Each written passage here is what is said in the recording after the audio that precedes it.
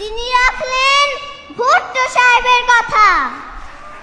ভাইরা আমার, আজ দুঃখ ভারাক্রান্ত মন নিয়ে আপনাদের সামনে হাজির হয়েছি।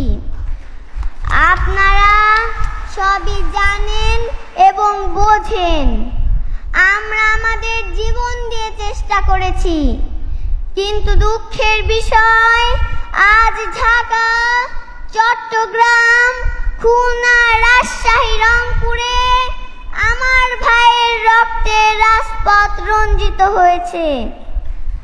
আজ বাংলার মানুষ মুক্তি চায়, বাংলার মানুষ বাঁচতে চায়, বাংলার মানুষ তার অধিকার চায়।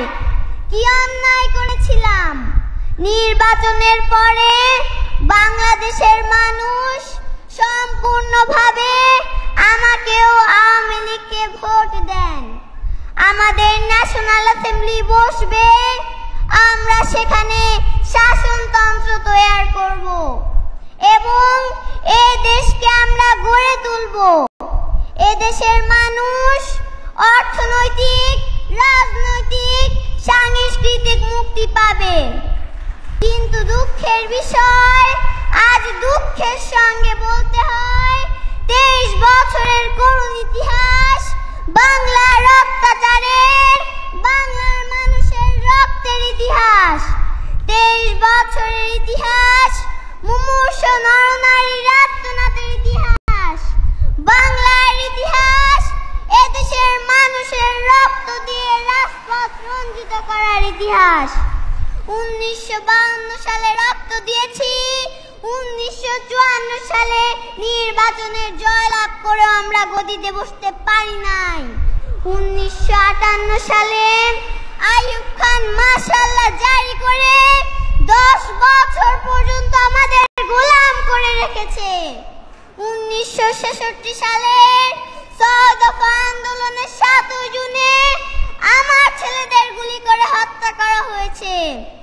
1969 আন্দোলনে আইয়ুব খানের পতন হওয়ার পরে যখন ইয়াহিয়া খান সাহেব সরকার নিলেন, তিনি বললেন দেশের শাসনতন্ত্র দেবেন, গণতন্ত্র দেবেন, আমরা মেনে নিলাম।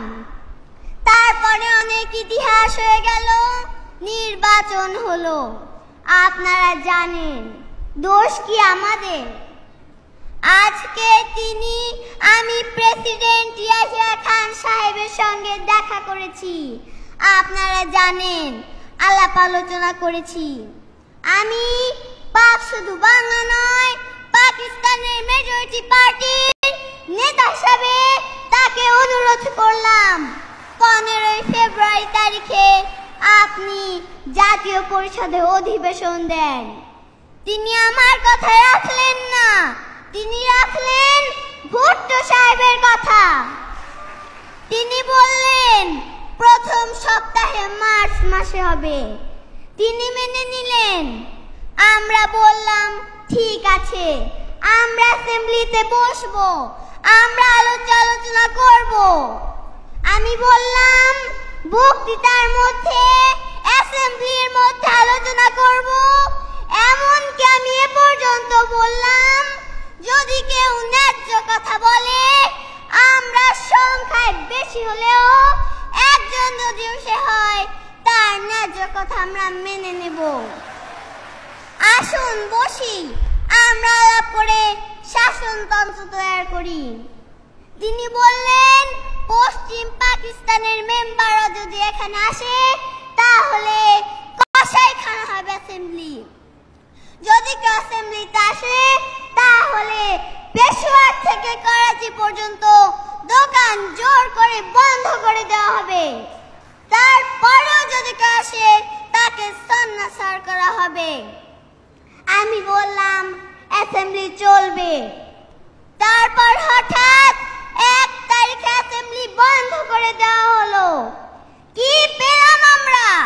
যে আমার পয়সা দিয়ে অস্ত্র কিনেছি বহিঃশত্রু আক্রমণ থেকে দেশকে রক্ষা করার জন্য, আজ সেই অস্ত্র ব্যবহার হচ্ছে আমার দেশের গরিব দুঃখী আত্মমানুষের বিরুদ্ধে। তার বুকের